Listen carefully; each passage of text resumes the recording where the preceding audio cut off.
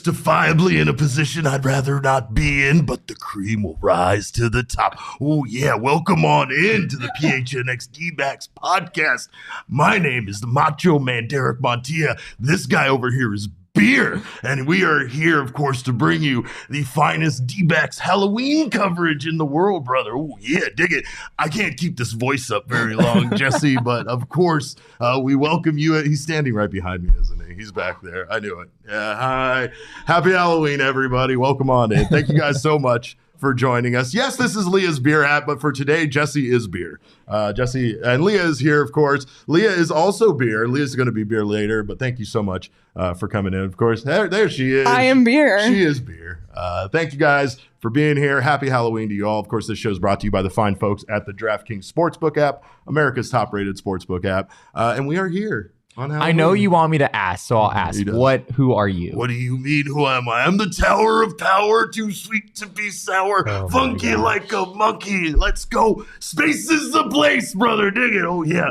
I'm the Macho Man, Randy Savage, Jesse. And you once again disappoint me in ways that I can't even verbalize on this show. So I've been trying to ask him who he is for like an hour now. I refused to ask him. I was just sitting here. He refuses to answer the question. He just keeps doing the voice. And I'm like, Derek, that doesn't actually help me. I was listening to Pomp and Circumstance, and he was like, did you graduate? Or you didn't get it? He doesn't Pomp and Circumstance is also stuck in my head now. Now it's for the rest of the day. That's the point. Yeah.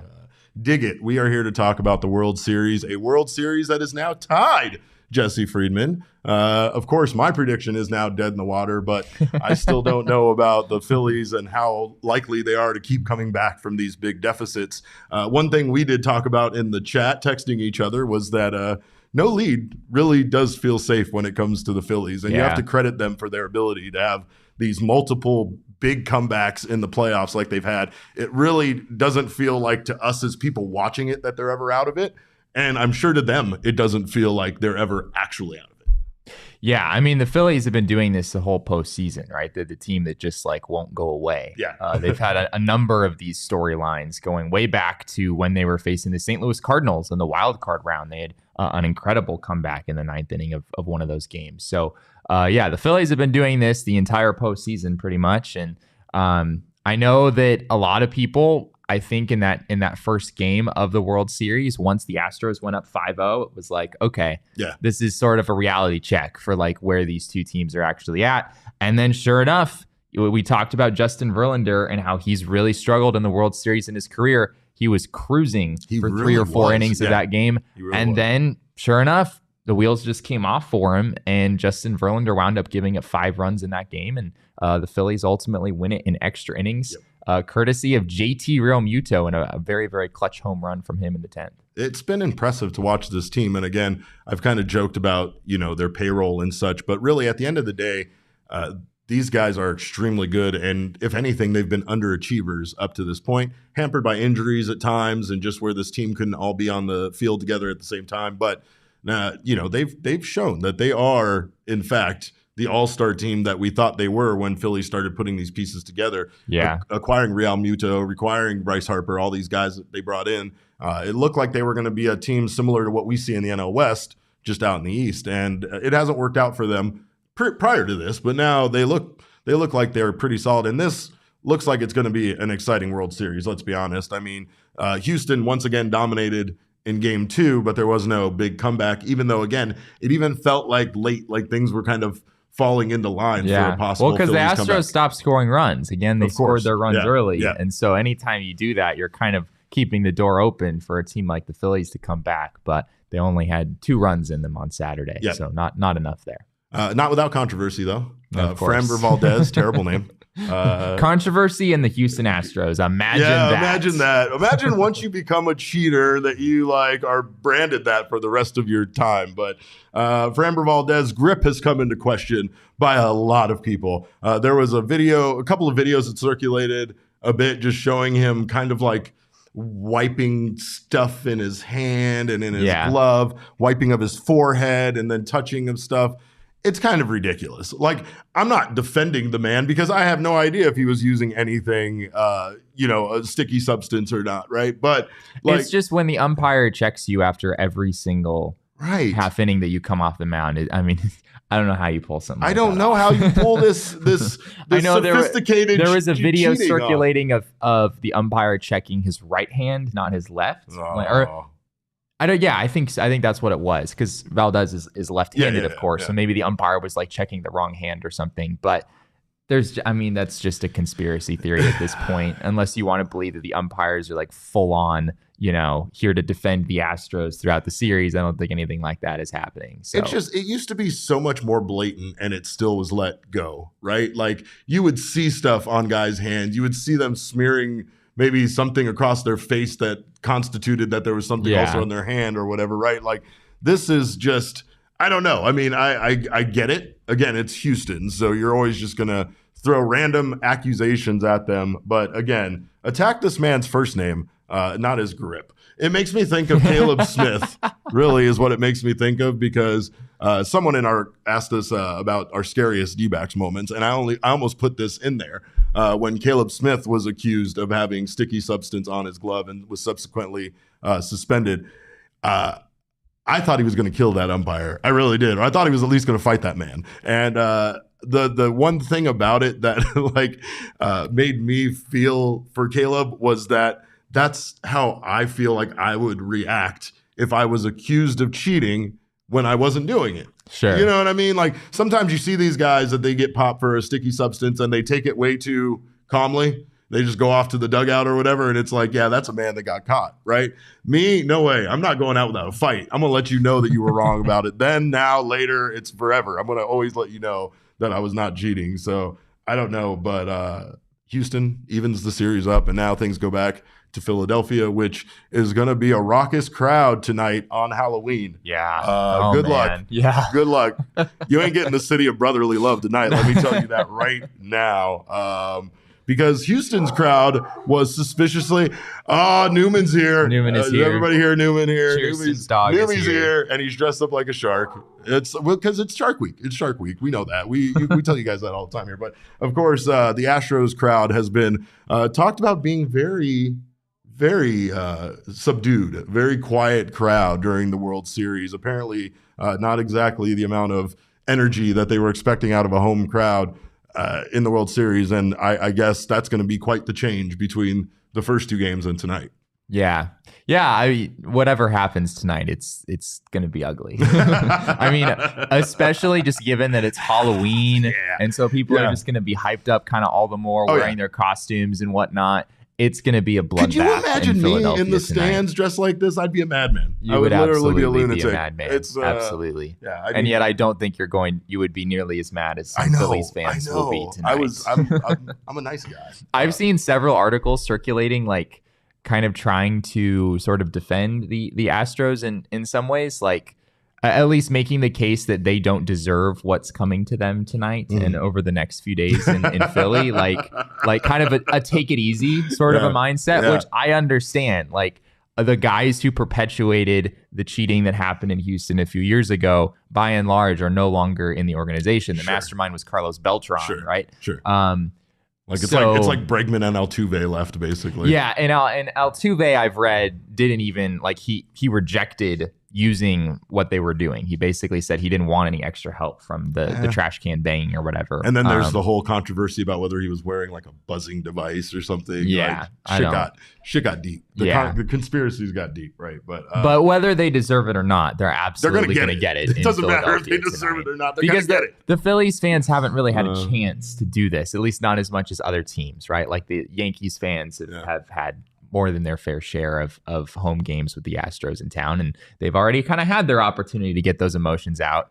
You may not like it, but you will accept it. Oh yeah, I dig it. Jesse still doesn't know who I am, by the way. No, I mean, you told me, but it doesn't. I mean, still it's just does not a name. register. It doesn't really help me. He doesn't even know what Slim Jims are. That's a whole other thing. But another man who you shouldn't question his name, like Framber Valdez, whose name you should question, is Pat Hoberg.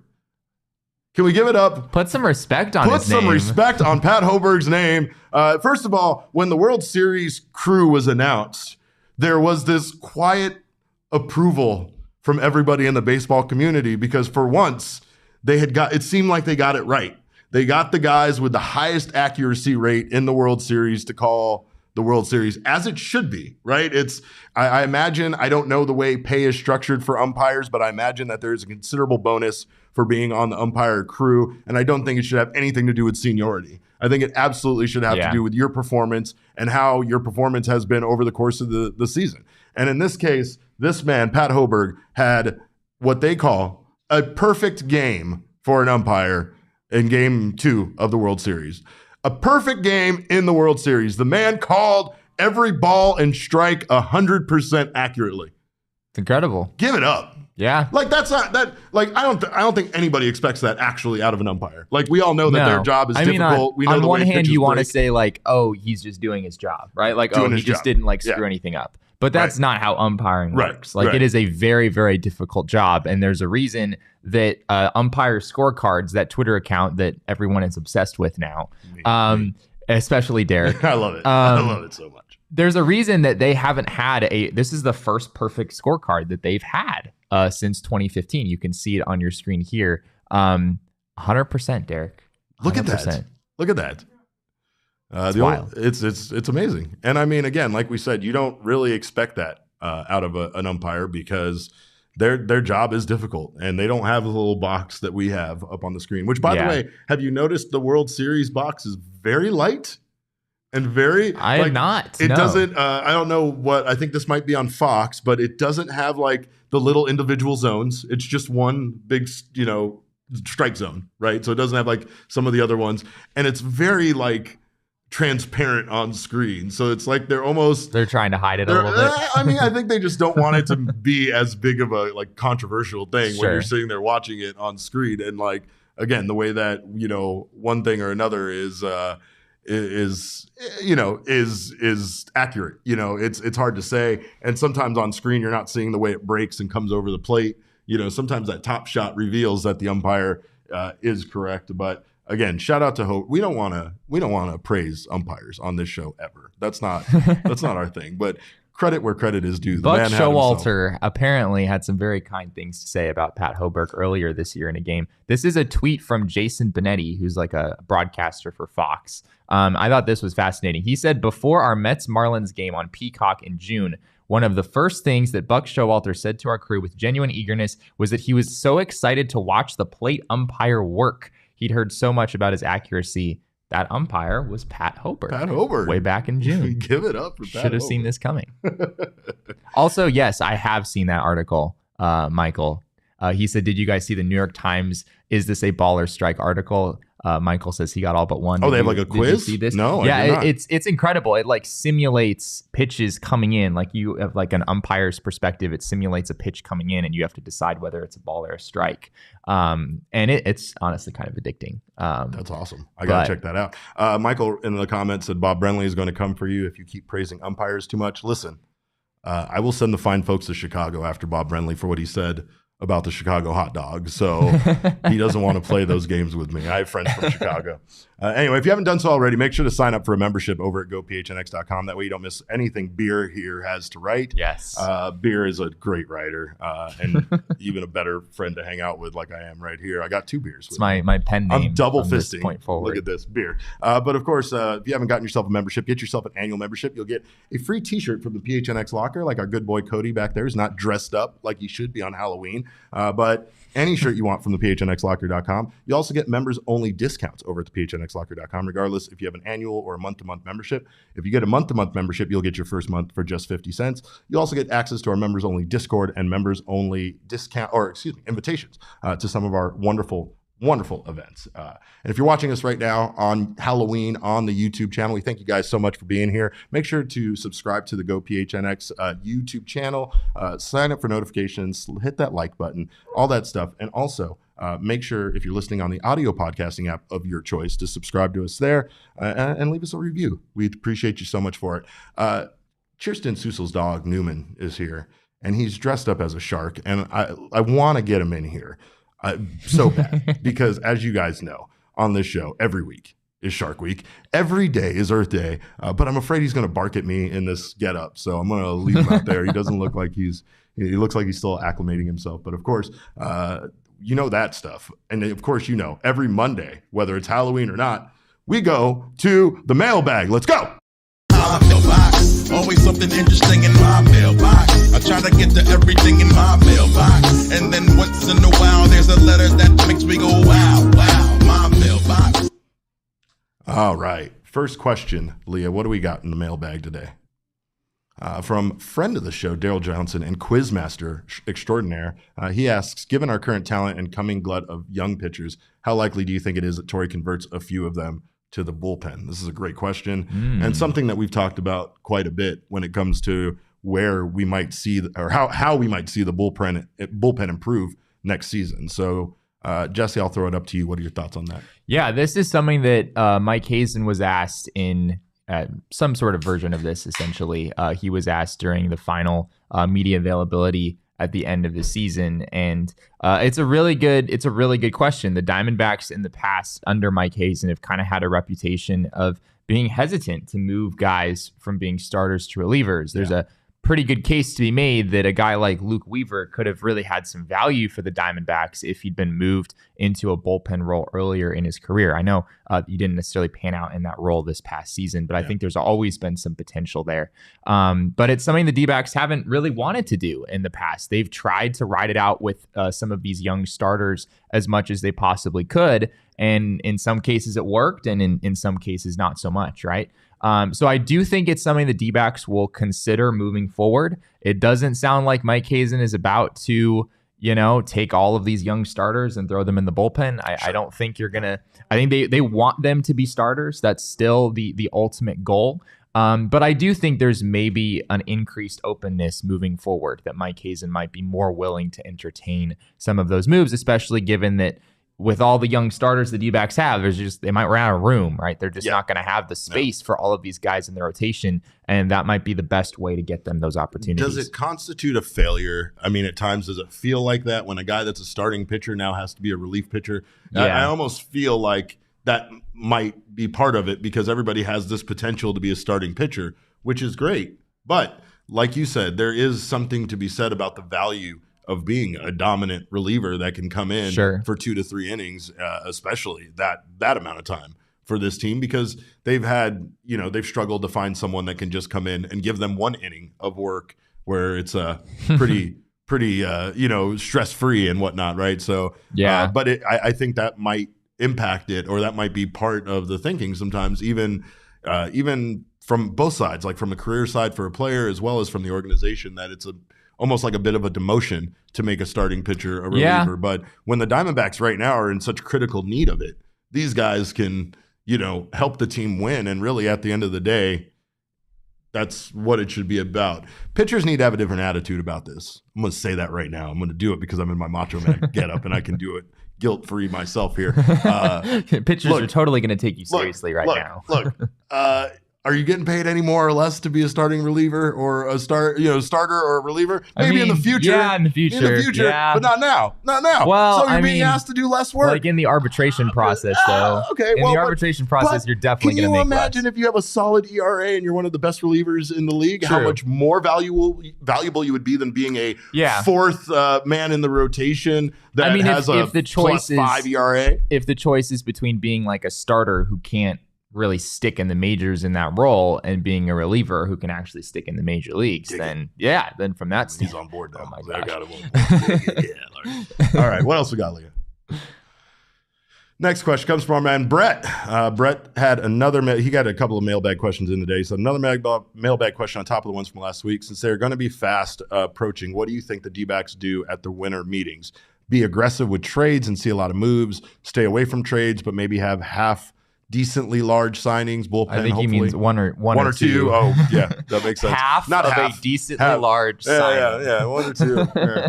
Sorry, I can't really see in these sunglasses. Sit tight and basically do nothing other than small 1-year veteran minor league signings.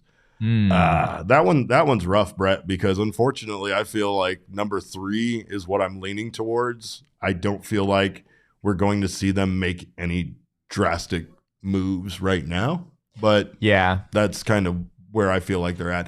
I think personally that they are confident with their young guys and the talent they have in staff. I think that's why we saw them be kind of conservative on their moves last season, and I think they'll still trend in that direction this year. Yeah. They might do something kind of crazy, but I don't see it being something where they're going to spend a tremendous amount of money long term. If anything, it might be something crazy on like a short-term deal where they pay somebody a considerable amount to come in for a year or two at the most. Yeah. I mean, I don't know if I necessarily see that as particularly possible either. I don't know if there's really that much room in the payroll for this year. There's plenty of room in the payroll, Jesse. You know that. I mean, yeah, they're basically, we talked about it the other day. They're basically already committed to the same amount of money as they were last year. Yeah. So it's just a question of how much money are you willing to add to that.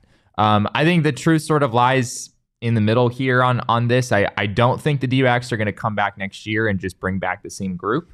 One of the reasons I think that is that, frankly, Zach Gallen has 3 years left, and the Diamondbacks will probably try to pursue some sort of extension. I think we've all talked about our doubts of that coming to fruition in the long term. Right. And if you are in that spot, if you knowingly have Zach Gallen for 3 more years, you're not gonna try to just come back next year and bring back the same team and expect to make the playoffs. Like, you're probably going to have some motivation to make some moves. So I do think the Diamondbacks will make some moves this offseason. They're the needs that we've talked about. They're going to do some things in the bullpen. You can count on that.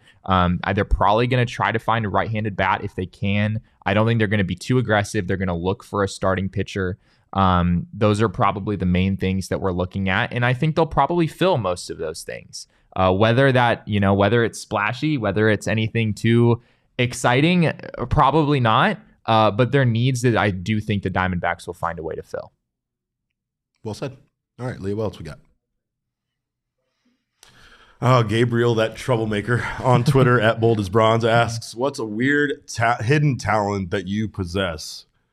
Boy, you might be asking the wrong two guys for that. I don't know. My only talent is watching and talking about baseball. I'm not really good at anything else. So really? You don't play an instrument or anything like that? No, I'm kidding, Derek. Come I have on. many hidden talents. He has many hidden talents. Did you hear that? The confidence. Let's go. Yeah. So I play the piano. Yeah. I started when I was like 9 or 10, something like that. So I played some Mozart and Chopin and that's pretty incredible. Beethoven in my day. Nice. I also could beat anyone in ping pong. I feel fairly confident about that. Did he just say? Saul, I've seen videos of Saul playing, and I have some doubts about Saul. Oh my God, anybody. Just about anybody. Anybody. I bet I could beat pretty much everybody in this office. So, wow. Which is why I'm advocating for us to get a ping pong table in the office. But apparently I'm told the foosball table takes priority for some reason. We had a whole conversation about this. We were thinking we were leading in the direction of the Miami Dolphins, right? Where they asked the Miami Dolphins head coach about taking the ping pong table out of the locker room. And the coach said it was, a way for the veterans to like get everybody focused on game day and such. And when they asked Tyreek Hill, he said, nah, we're just having a customized, it was bent and we're having a brand new customized one made is what it is. That's Jesse over here. He's like, no, we need to break this foosball table so that we can get our customized. Who likes foosball? PHNX. I adore foosball. Really? I love foosball. I just think foosball, like you play foosball when you're like between 10 and 12 years old. What? And then it just kind of loses its luster after that. The insane words coming out of your mouth during this question. Maybe I was just not very good at it between the ages of 10 and 12, and that's when I lost patience for the game. Yes, maybe that's really what happened. On it. What about you? Do you have any other talents you'd like to tell us about there? I don't know if this counts, but technically I am still to this day the youngest disc jockey in 99.9 KEZ history. Really? Yes. Okay. I've told this story, I'm sure, before, but I was yes, spinning records for 2 hours in a nightclub at 8 years old in 1989. And then they awarded me the youngest DJ award.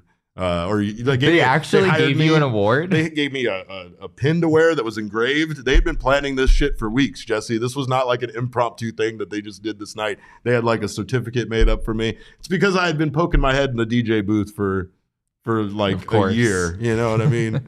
I had to. My initials are DJ. That's what my parents called me. It was fate. It was going to be that way. Other than that, I can flick a bottle cap very far with my fingers going like that. And really? Fairly accurate. So. That's what me and my friends used to. That and coins shoot them at each other. But is that all? Do we have any more for section 1 of question? All right. Does Leah have any hidden talents? Yeah. What are your hidden talents? I can roll my tongue. You know how some people can roll their tongues and others can't. So I can do that. I can make a clover with my tongue. I can fold my tongue in half on itself. Those are just weird things that you can do.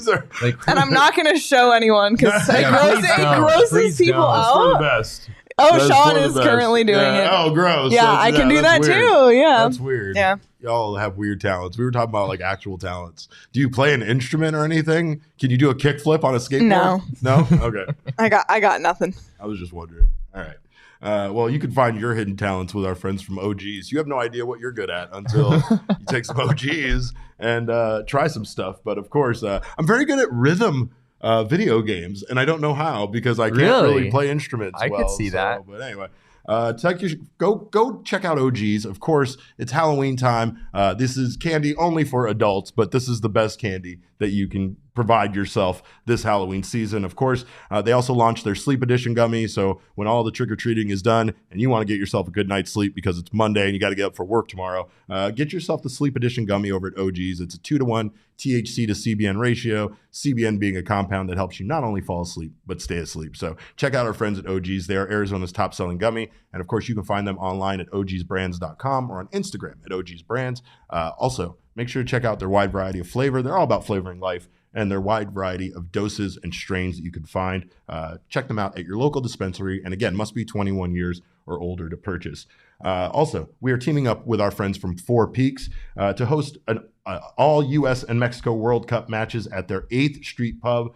Enjoy beer specials, giveaways, guest appearances, and so much more. And when we say guest appearances, we literally have members of the Phoenix Rising just showing up and drinking beers with us at Four Peaks. It's craziness. And of course, you want to be a part of that down at the 8th Street Pub.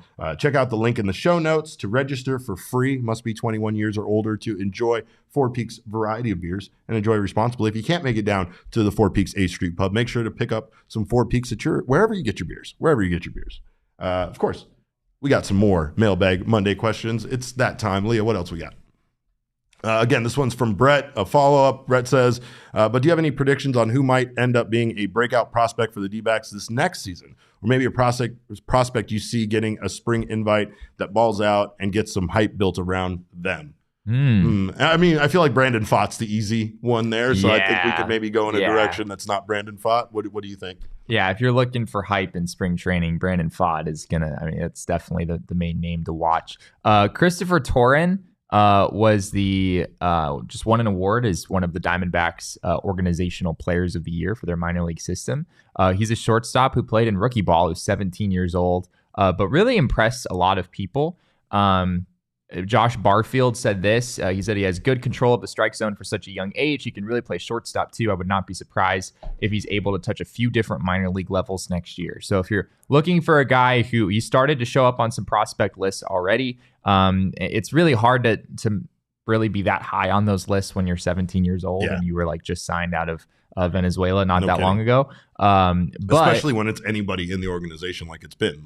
Even guys like Stone Garrett, who's on the main roster, are part of the organizational all-star. So it's definitely difficult to get on there, but it means a lot when you're a young talent like that. Yeah, so I think he's a guy that if you're looking for someone next year who could, really make some advancements and kind of raise their stock through the course of the season, I think Torin is a good name to watch. Also, Blaze Alexander is a shortstop that Blaze. People have maybe forgotten about. He's kind of been in the farm system for a while. He had a pretty good year in AA, saw AAA at the end of the year. So he's an option for the D-backs at some point next year. I know they have Nick Ahmed and Geraldo Perdomo lined up, but he's getting close to the majors and has a cannon of an arm.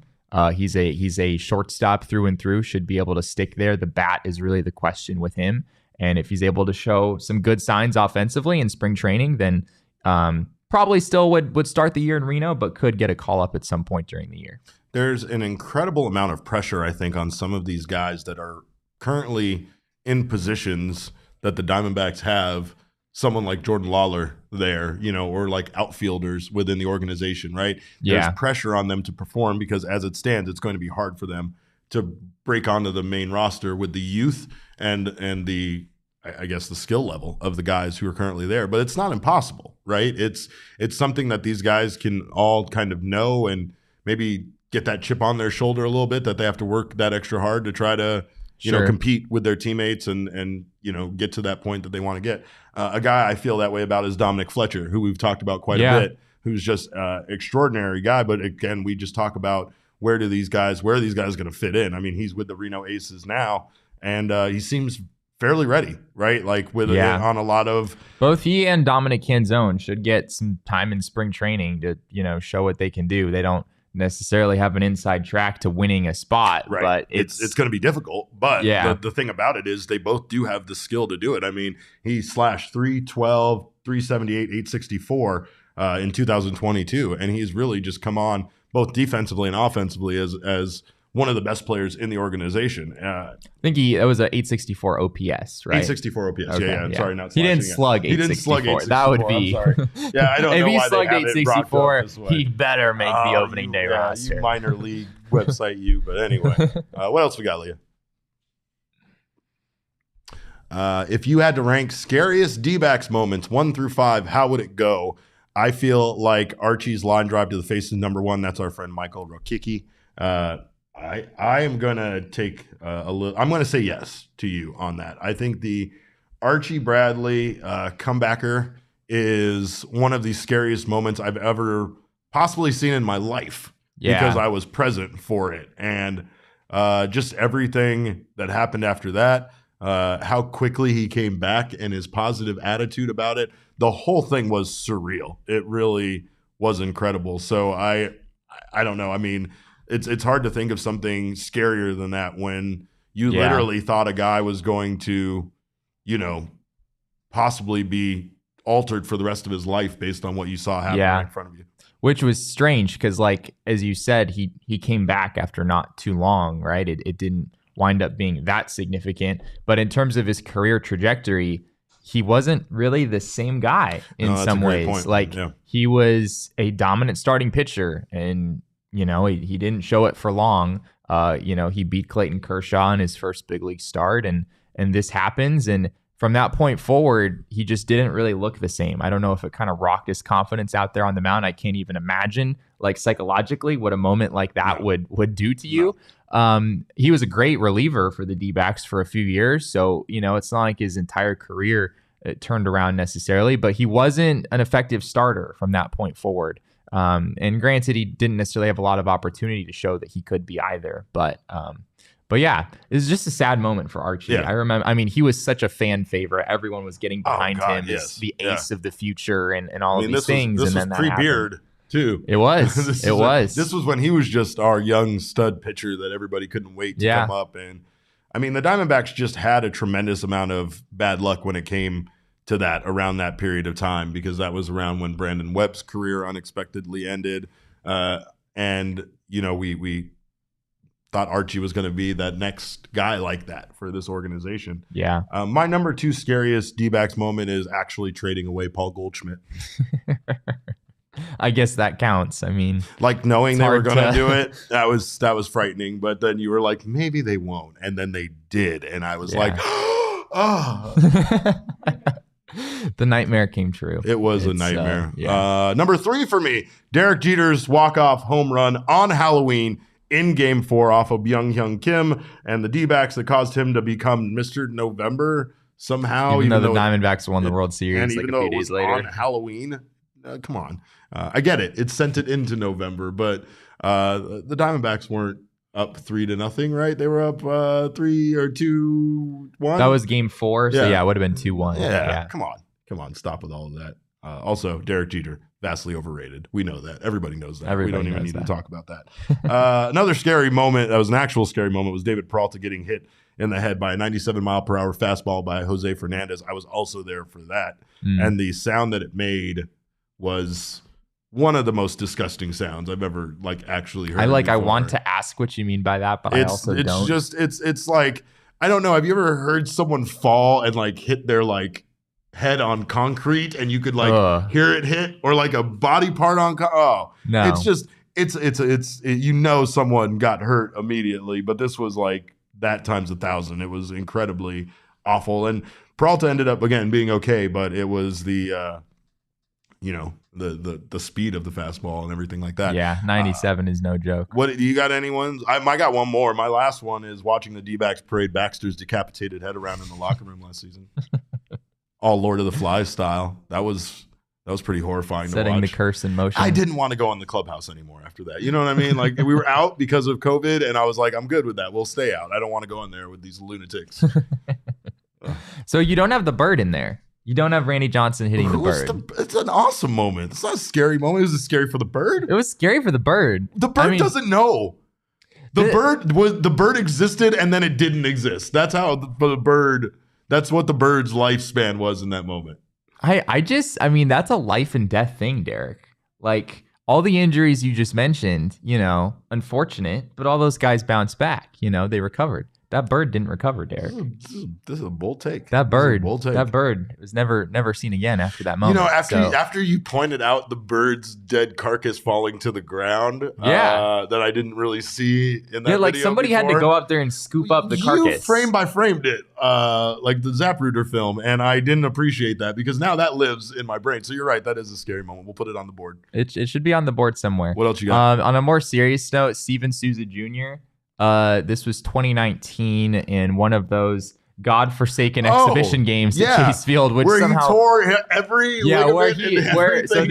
this was the report. He tore his ACL, he tore his LCL, he had a partial PCL tear, and he had a posterior lateral capsule tear in his left knee. Yeah, poor guy. His leg just fell off. Basically, yeah. It was just the two bones sticking together was all that was left. I just can't imagine being like the surgeon, like, oh man, we got a lot of work to do here. Doc, tell me how it is. Well, everything's torn. Yeah. All the ligaments? Yeah, all the ligaments. Yeah, maybe I should tell you what's not torn rather than what is. Yikes. There was also a really scary moment in 2017. Robbie Ray, there was a hard hit ball right back that just hit him in the head when he was pitching. That was a really scary moment. He had a concussion. He went through the concussion protocols. He wound up not pitching for about a month. What was remarkable, though, is that when he did come back about a month later, he was like as good as he ever was. Robbie Ray, in the month following that, went 5-0 with a 1.39 ERA and 55 strikeouts in 32 1/3 innings. So that's when he became Robert Raymond III. That is, Raymond I Esquire, believe, when that happened. What we called him. Yeah, it's where he stepped his game up and he no longer deserved to be called Robbie anymore. Yeah, something like that. That was his best year with the D-backs, right? 2017. He Apparently, was incredible. when Robbie's out for revenge is when he's at his best, it seems like. Right? I mean, he goes to the Toronto Blue Jays and he's kind of like, trying to prove him. Then he gets a big himself. contract and then he's not so much. Anyway, that's our scariest moments. Leah, what else we got? If you could pick each other's Halloween costumes, what would you choose? Let's go. We've already established Jesse would make the greatest Ichabod Crane. I tried Halloween to find history. an Ichabod Crane hat really for today, did. but I narrowed my search. It was like I told him pirate hats. I should have just gotten a pirate hat. I should have just gotten a pirate hat. A women's wig we could tie back and like a suit, a peak coat. We would be fine. I have to admit, I was kind of hoping that you would dress up as the pinata from last year because I really felt I deserved a second chance. Yeah, no, but that's the thing is you don't get second chances like that in life for someone to hand you a baseball bat and say, hit me. And candy will come with out. No specification on how hard to hit me. That was completely up to you, and you gently tapped me.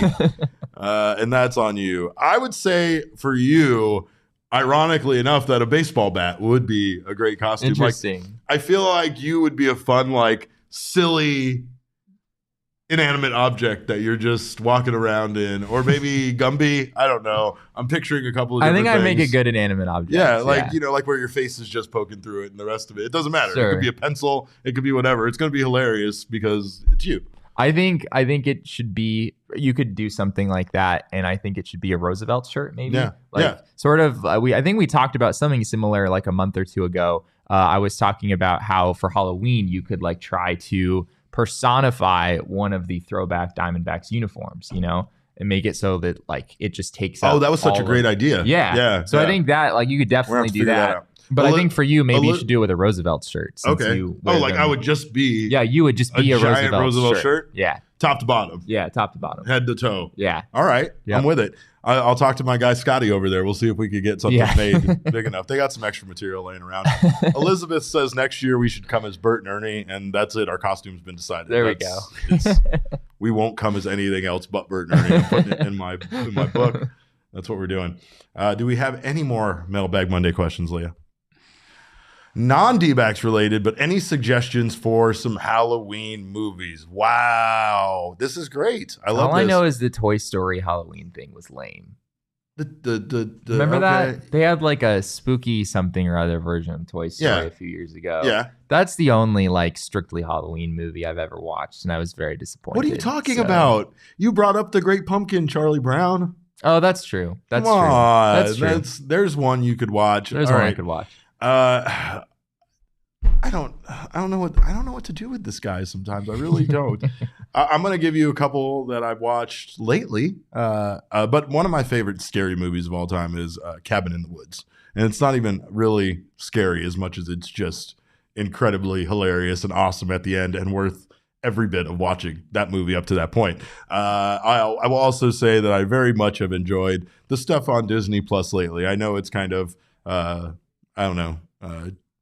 cheesy, campy, some of it. Hocus Pocus 2 was way better than it had any business being, and I don't know why. I was expecting it just to be awful, I think. Maybe that's it. Like, I have this thing where if I go into a movie with high expectations, there's no way it can live up to it. Yeah. And if it's I go all in, about the expectations. it really is, It really right? is. Like, that's why I try to avoid, for the most part, spoilers and even long trailers and stuff. Like, there's a 3-minute trailer for the movie. I'm like, that sounds like you're going to tell me the entire plot in that. Yeah. Why would I see that, right?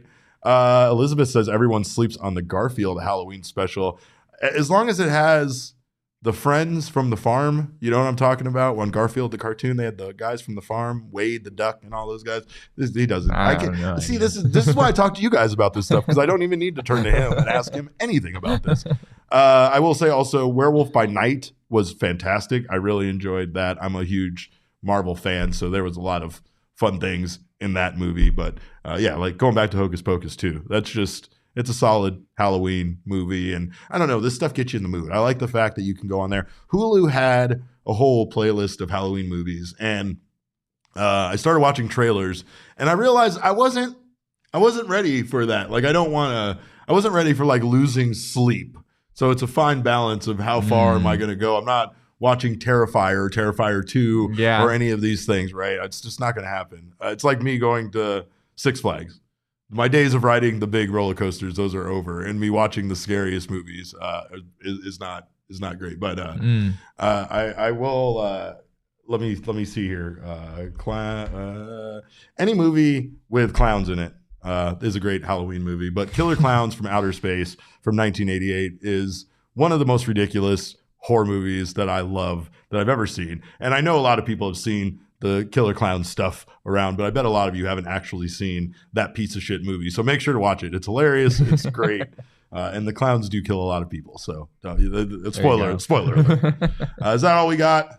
All right. Well, Elizabeth also gives us Wallace and Gromit, Curse of the Were-Rabbit. Truly incredible. Never seen it.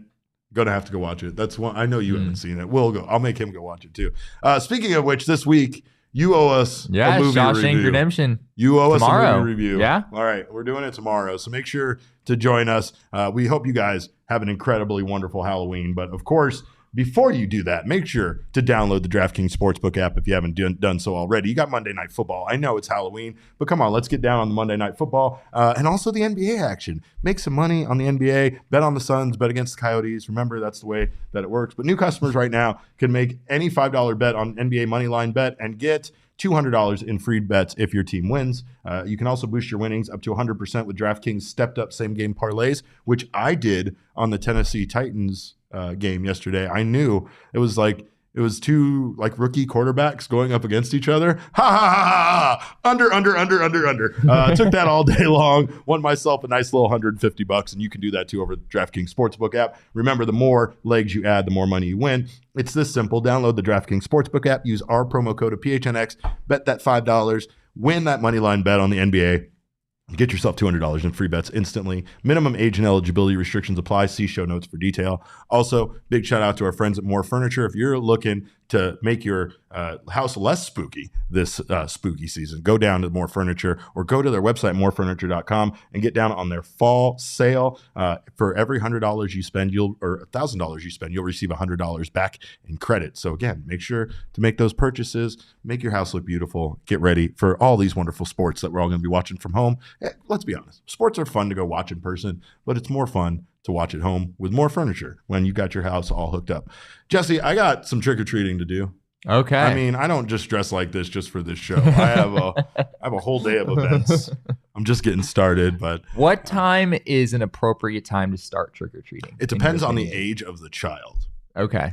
I feel like if you have older children that you should wait a little bit later, Okay. because typically when it's still kind of light out, the young ones want to get out. You know, the little guys, the 2-year-olds, 3-year-olds. Those are the ones. Sure. Those are the ones I like to be home for. And then by 7 o'clock at night when the teenagers are coming around, my wife's on candy duty at that point. I'm out of there. But I don't know. It's weird because the world's kind of changing. I know that a lot of people don't even do traditional door-to-door trick-or-treating, which oh man, I totally understand. They do in my neighborhood. Oh, they do in my neighborhood too. Let me tell you, it's weird because I'm on the edge of the neighborhood, and I don't get a lot of kids because they kind of stop before they get to my part. I've even realized it in walking the neighborhood and coming to my house. I'm like, oh yeah, I wouldn't walk. There's 7 houses with their lights off in a row. I'm like, this is where I would stop too before I get to the good stuff. But here's the trick. Actually, this is the treat. Oh. I give out full-size candy bars. Oh. So if you're lucky enough to know where I live, which I'm not telling any of you, there is a bounty if you make it through those 7 houses with lights off and you get to my place. Because I might even give you 2 with how few of kids I'm coming through. But do you decorate? Oh, I decorate, Jesse. Really? Okay. I go crazy. I have blow-ups on my roof. I have the hitchhiking ghost from Disneyland out front. Nice. It's a whole thing. So I love Halloween. It's a wonderful time of year. I've always loved it, and I think it's just fun. It's one of those things for me, like I've said before, the more that you put into it, the more excited you get about it, and the more you just kind of go with it and have fun, the more you're here doing a show dressed as the Macho Man Randy Savage. And beer. He's beer. But we thank you guys for joining us. You really can't tell that this is beer unless can't. Unless, there it is. Unless I hold the handle. handle. Now I'm double fisting it. That's how it goes. But happy Halloween to you all. We thank you guys for joining us. Of course, you can follow us on Twitter. I'm at go.